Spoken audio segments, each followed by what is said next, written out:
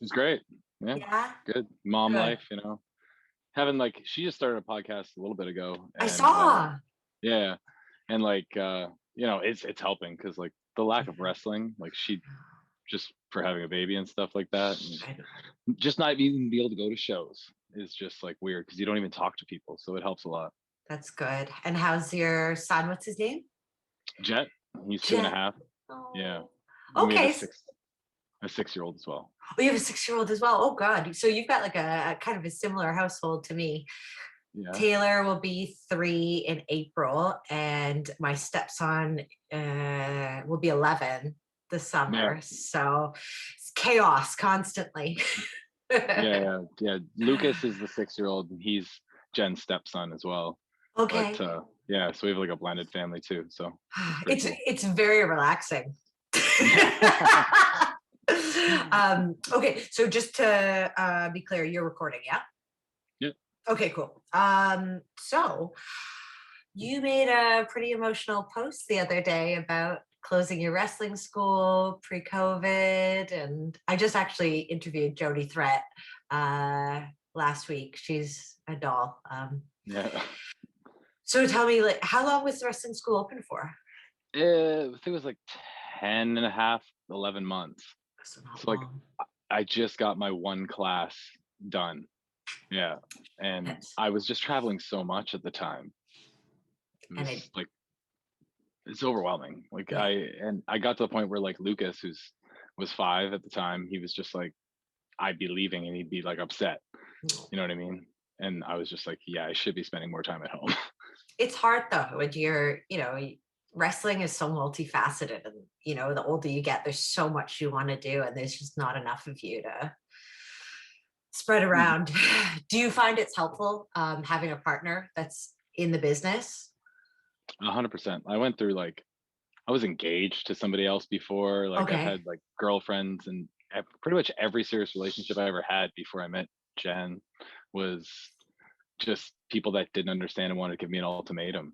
Yeah. Like it's me or wrestling, and I was like, well, it can be both. Like I'm Yeah. literally spreading myself thin just to make sure this all works, but you're still Yeah. not happy, and yeah, but like this is like night and day. That's great.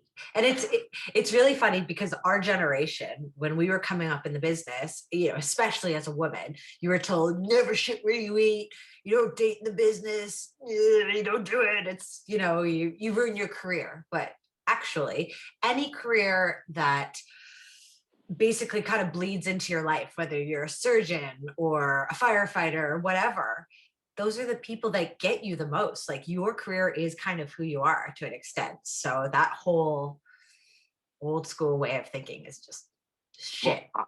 I was taught the exact same thing. We Yeah. started pretty much at the same time, Right. and like I didn't know this until like recently when you started the podcast. I like looked because I'd always heard like the legend of Chantel Taylor. You know what I mean? Like, because like I started at like the worst school in Ontario that like people at like BSc would like kind of like whatever. You know what I mean? Okay. Like we're better than those guys, and like that was kind of the overall attitude. Like Right. they were right because they had like a great facility and like great trainers and like all this stuff. We just had a ring and nobody to show us anything. It was like more Right. like a backyard thing.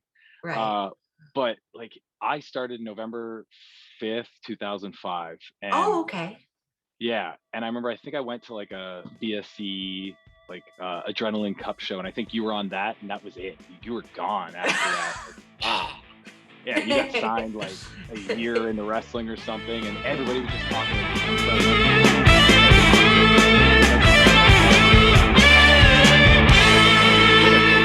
I went there and I remember Tiana was next in line, and Ah. everybody was talking about Tiana like, oh, she's the next Chantel. And I like you just hear all this stuff. And Oh, yeah, wow. but I saw you like every time I ever got comp tickets to WWE for the Yeah. past 10 years, you were Yeah. sitting like 4 seats down. Oh, way. Oh, Yeah, that's so funny.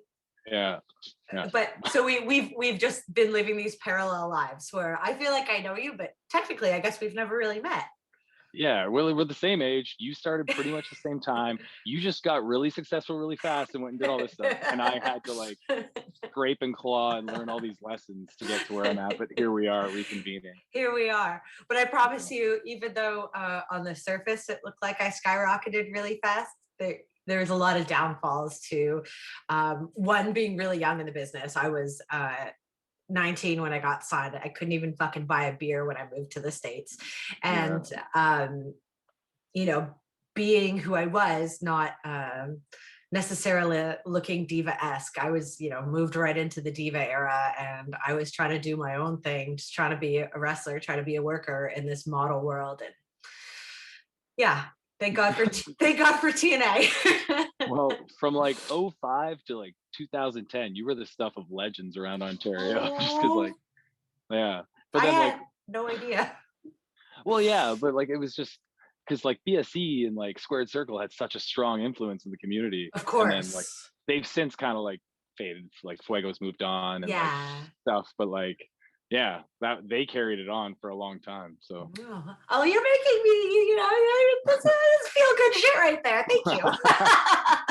Well, and to round it back, so what I was saying, like I was trained the same way, like shit we eat and all this stuff. So like I adhered to that. Like I've been extremely professional my entire career. Like I've just treated like every woman in wrestling as like an untouchable thing. We're friends, you know what I mean? Yeah. And then I was retired when I met Jade. So okay. That's why I was like, all right, I'll go on a date with you. You know what I mean? Like I'll ask you on a date and see what I can do. Yeah. And then here we are. Yes.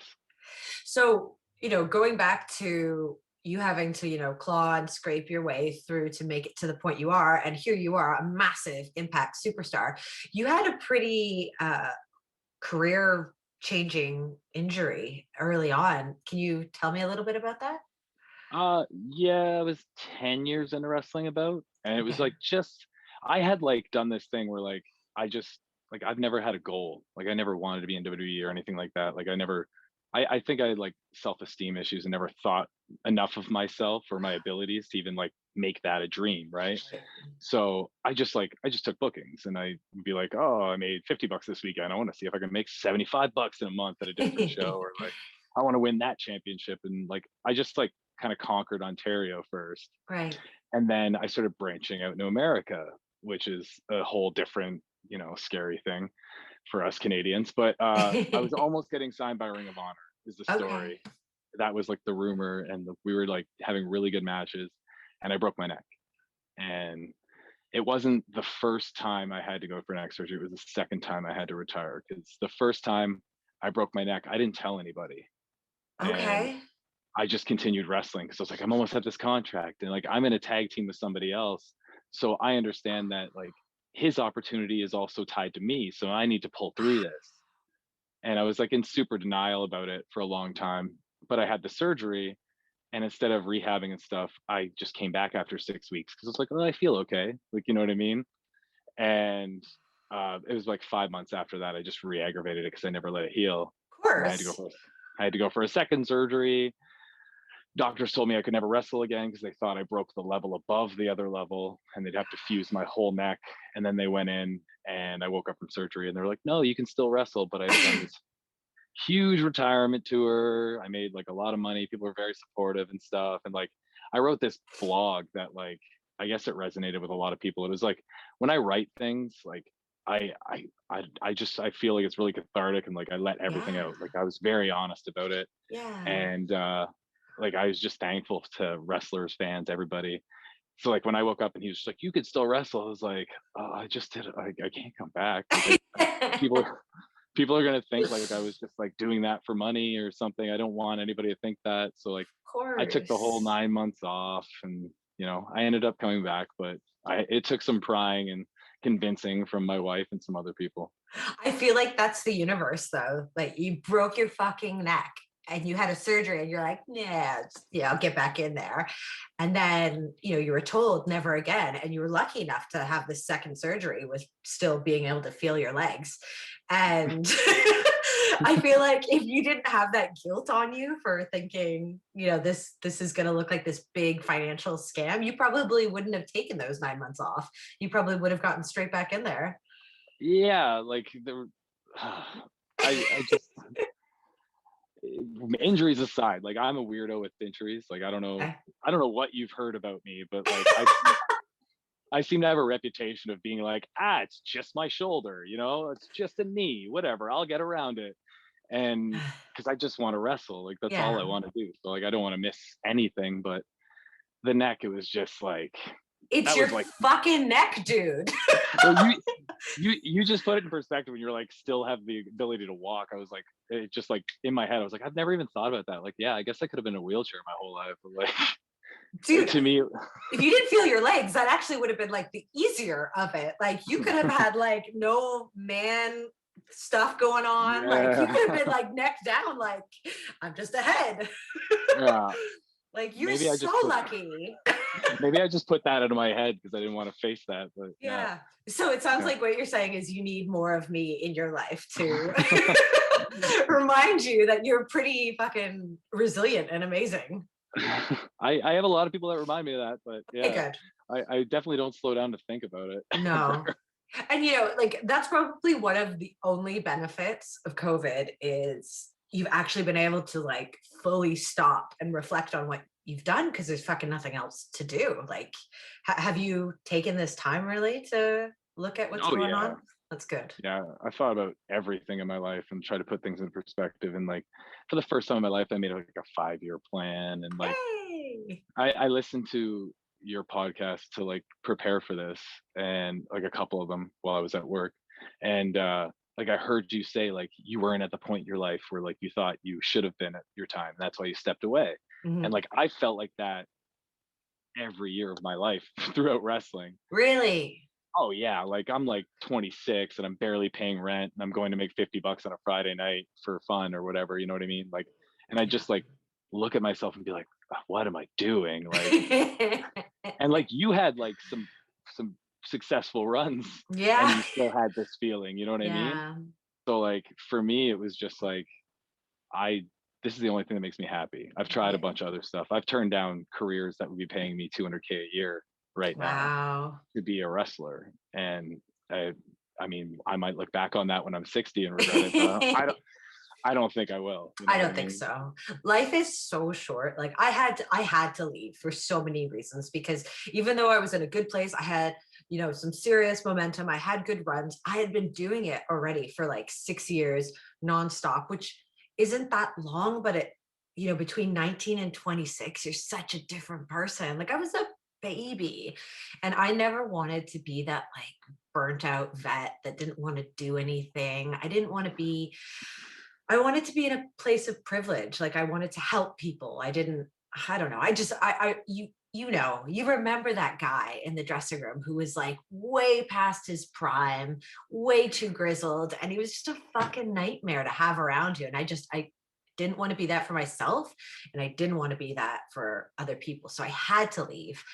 But I left, I found normality. I have a good career, but now I need to come back. It's been 10 years. I get it. Like we started at the same time. We're about Yeah. the same age. You Yeah. went off and did this. You retired. I retired. I came back. Now you're coming back. It's all So paralleling. was your second retirement then, was that due to a neck injury or was that just like, I've had enough for now? Oh no, I've only retired once. Okay, it was for so there was like for the a listeners. psych retirement and then the Yeah, retirement. it was Okay. the second neck surgery. I just retired because I Okay. did my retirement tour. I had my retirement match. I did all this stuff, and they told me I couldn't wrestle. And then when I woke up, I came back 10 months later, and that's when I haven't looked back since. It was like Right. I came back in 2016. Okay. Okay. Yeah. Crazy. So do you have a full-time job on top of wrestling being a full-time job? I've never stopped full-time work. Good for And you. good and bad. Like Yeah, it burns you out. Like, I know. but like I think I've built up so much momentum over my life, like doing this, and so I'm used to it now. Yeah. So like, yeah, I'm a full-time construction worker. Oh, is that what you do? Yeah, and I was really fortunate during COVID actually because Yeah. my like my deal is like I can do whatever I want outside of Impact. So like I Okay. was making good money wrestling, but I was booked 3 to 4 times all over North America, flying everywhere. Like Wow. I'd fly to Baltimore and fly back to wrestle in Guelph on a Saturday night. And then I'd fly back to like Texas to wrestle on a Sunday. And then I'd Wow. fly home and then I'd go straight to work when I landed. You know what I mean? Like, and And you yeah. have a toddler and a 6-year-old, or sorry, 6-year-old? Yeah, 6-year-old. Yes. Yeah. Like, dude, you talk about burning the candle at both ends. Yeah. But like, that's what I do I know. for like what I love. You know what I mean? And like, I know. I got to support my family. And like, if I didn't have that when COVID hit, like, thank God Oh, construction workers are essential, because none of my wrestling income would really matter when it comes to yeah, like support from the government or anything like that. I So know. yeah. Good for you. But you know what? You and I are, I think, pretty kindred spirits. The more you can do, the more you can do. And yeah, thank God for being an essential worker during this time. Yeah. And that, for our listeners, I don't know how, affluent people are and construction workers. They see them chilling on the curb and stuff, but that's fucking back breaking, early ass rising work. Like that's no joke on top of wrestling. Like your body must seriously hate you some days. Yeah. I spent the first 12 years of my wrestling career. I'm about 16 years in now. Yeah. 12 or 13 years I was doing heavy machinery tire repair on the side of like the road and the highway and stuff. So like I had a super dangerous job, and it was Yeah. like heavy lifting all day, all this stuff, and then I'd go wrestle. So like, yeah, but I think it all helps because it's all work ethic. I just hope Yeah. like my hips and my back agree with me for not, wrestling does enough. I hope my job doesn't do worse. You know what I mean? God, I don't Yeah. even want to know. Like, if I am in a wheelchair at 65, I'll be like, okay, I get it. Like, This is well deserved. I did this to yeah, myself. yeah. But you could be a couch potato your whole life and step on a patch of ice and that's it. So I'll take Yeah. it. I'll take it. But knowing all this about you, which I didn't know, you've had a serious like glow up, as the youngins say it. Like, where Yeah. the fuck did you have time to do that? What was it? Like, I realized when I was out with my neck injury for 9 months rehabbing, not knowing I was going to come back, but I would do like GM spots at shows and stuff, Yeah. indie stuff, and I'd watch wrestling and I'd be like, man, I always looked at wrestling differently. Like now I'm looking at it from a fan's Ah, perspective, and I was just like, and you know what? I never really tried that hard. right. Like I got a lot of like really sweet bookings and had a lot of great success, and I just got by on whatever raw talent I had Yeah. and like whatever connections I may have made and not screwed up. So like I was just like, when I come back, when I finally decided I was coming back, I'm just gonna go balls to the wall. I'm gonna make sure that like I'm in like undeniable shape, so like people can't hold that against me because I've always been a Right. fat kid. And seriously, I was 300 pounds in high school. I couldn't do a push-up. Like, Woo, boy. Okay. yeah, That's yeah. that's no And joke then. there's no photos. There's none. Nothing, eh? No. I don't think I ever allowed them to be taken to begin Yeah. with, but yeah. So like I was just like, I'm gonna go full bore, and like, because I had this thing taken away from me that I love Yeah. so much, and I was like, you know what? I never even really tried that hard. So when I come back, I better give it a real go. And then like Jay came into my life, and like she's obviously super supportive with it and Yeah. understands like that perspective. So like, yeah, in the past like 2 years, that's the glow up. That's me like just pushing myself. And then you get to Impact and you're around like people Yeah. like Moose and Ken, even like Ken Shamrock, who's like Yeah. 97 years old and still more ripped than the Totally. entire Like I thought he was roster. 107, so like that's pretty good. He's just in the craziest Oh, shape I of anybody know. there. And like they're just like, well, if COVID taught me anything, is that the gym is more for my mental health than it is for any aesthetic purposes as well. Because like if I Absolutely. don't work out every day, Yeah. there's like I'll just be like moody. Yeah. Yeah. But that's kind of probably what differentiates us from, the masses is you need the gym. You need that pain almost because wrestlers aren't right in the head anyway, so we wouldn't do what we do. Compounded by injuries. Yeah, and then just it's this like cathartic release. Like you talked about writing being a cathartic release.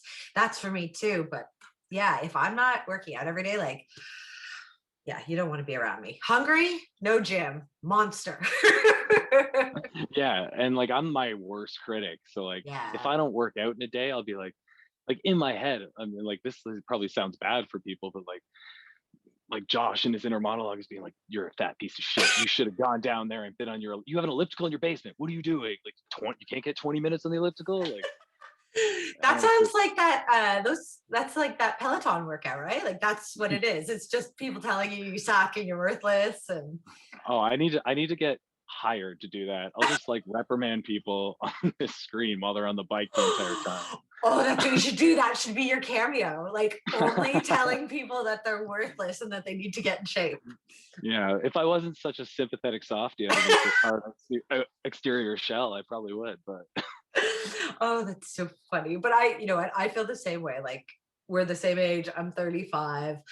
When I first was in wrestling, like, you know, I was like in my 20s. I was pretty naturally lean, mixed with like, nah, I didn't eat that much and probably smoked too many cigarettes. But like I'm yeah. like you, like I eat. I don't I'm hungry. I need to eat. So if I don't work out, you gotta take it off somewhere and balance it, right? yeah, exactly. So 300 pounds in high school. Tell me about Josh Alexander in high school then. Well, that was actually my backyard name was the Iceman. So there was no Josh Alexander. Yes. It was the Iceman, and I wrestled in the IBWF back then, and it was Yeah. Isaac Space's Wrestling Federation, and that's my buddies. And no, Oh, but like I, yeah, wrestling. I heard you say it with Trey because I listened to that episode as well. yeah. And like you say, wrestling saved your life. Do you think that or whatever? And like I could say that at 4 or 5 points in my life. Oh, yeah. Like I got to high school and I moved to a different city where I started high school, so I had no friends, Oh and gosh. like I didn't have very many social skills. I was the fat kid that got made fun of all the time. Oh, I wasn't very attractive. So poor like, baby. there's like this weird like high school like hierarchy that I was very low on the totem pole. And all of a sudden I see this guy walk around the corner. He's wearing like an Edge t-shirt. And I was just like, hey, you're a wrestling fan? And like then I got friends. And like Yeah. we just insulated each other through high school. And unfortunately, like I had no idea what nutrition and fitness was, and my parents didn't prepare me for that because they weren't really around ever. Oh, So okay. I just ate my feelings. Like even to this day, if I get bored, like Yeah. that's when I eat. Like if Right. I'm like weekends are the worst part of my meal prepping and diet thing. Like I have Yeah. all the meals ready. I know every 4 hours I got to eat this, but like Yeah. if I get bored for 2 hours and like Jay's out of the house with the kids and I'm quiet, I'm just like, I know there's Skittles somewhere, you know what I mean? Like, I get it. and I I get gotta like it. stop myself. So that was me in high school. I had no idea what I was doing.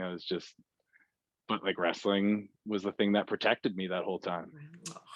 Yeah. That's it. We're this family of misfits. We don't fit in anywhere, but wrestling's what Yeah. keeps us all bonded. And it's so weird. Like I originally started this podcast and I just was really interviewing my girlfriends because I thought, you know, we had so many cool stories to tell. And then I got to this place where I was starting to interview people I hadn't met yet. And whether you're Canadian or American or European or, you know, rainbow, I feel like I've known you for years. Like I could talk to you for another 2 hours and I feel like this would still just vibe. It's crazy because we all come from different walks of life, but we speak for like 20 minutes and like, Yeah. that's But it. there's pockets of the same community all over the place where like Yeah. this is our like-minded passion, right? Yeah, that's true. Yeah. And we're all kind of type A freaks anyway. So it all like. And do you have a Shooting the Indies sweatshirt on? I do. Plug Jeff. I don't know if you know this, but Gigi regards himself as my best friend. So Oh, okay. yeah, he just like kind of wedged his way into my life a few years ago and just never left me alone. And Aw, now like we've become really good friends. So he's a yeah, really good human. Same thing. I was like, okay, I need photos. So come on, Jeff. yeah, I've never met you before, but let's keep this in the family. yeah. And he's gonna be stuck in your life forever now. Yeah, That's just how Jeff is. that's okay. Yeah. Everyone needs a Jeff. But anyways, like I said, I know you're super busy and I'm really thankful that you took this time out to speak with me. And I'm glad I finally got to meet you. But I like to end every episode exactly the same. You've probably heard it. I do 10 tailor-made questions to speed around, but don't feel rushed to answer any of the questions. Ready? Mm-hmm. Okay. Name one beauty product you can't live without. Oh yes, I heard. Okay. Beard oil will be the only thing. Like I'm a guy, so like I wash my whole body with 1 bar of soap. Like, there's no beauty product. Head and shoulders from here down. Yeah. So But beard oil, that counts. Yeah. All right. What is your favorite exercise? Squats. Okay. What is your biggest pet peeve? Ooh, punctuality. Okay. If somebody is late, like we just brought up Gigi. He shows up late to everything. So, He can't help himself. Sorry, my toddler is going to make an appearance. Taylor, are you going to come here? You want to say hi to Josh? yeah. Yeah. Come here. Ooh. Hey, Say hi. buddy. Say hi. Hi. This is Taylor. Hi, Taylor. I'm Josh. Oh, okay. Can mommy finish your questions? That there was no words in there. Okay. Mommy's gonna ask another question. Okay. Who is your celebrity crush?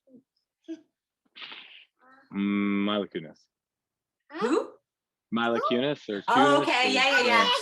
Sorry, I have him in one ear. And Yeah, no problem. Good choice. What is your favorite band or artist? Oh, I didn't even prepare for that at all. Yeah.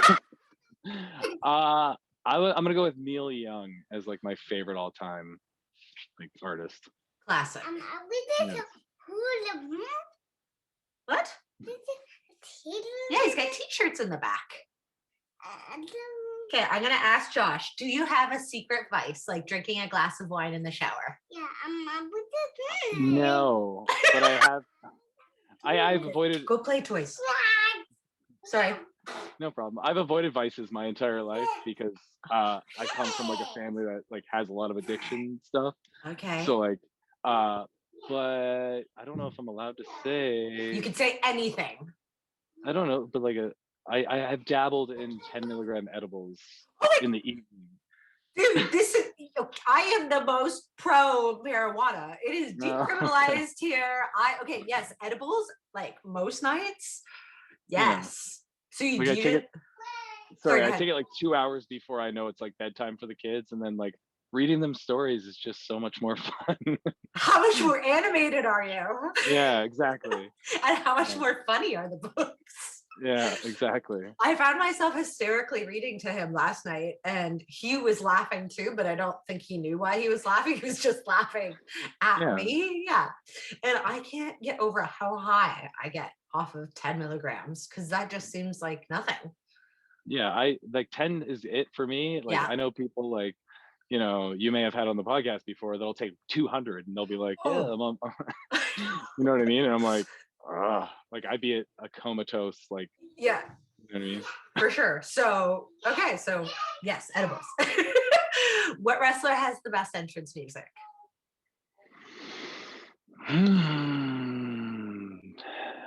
Oof, I didn't prepare for this. That's good. You're not supposed to be prepared. I'm gonna go with Kurt Angle because he's one of my favorites, and I think his music's better than Eddie's was. So perfect. What is your drink of choice? Doesn't have to be alcoholic.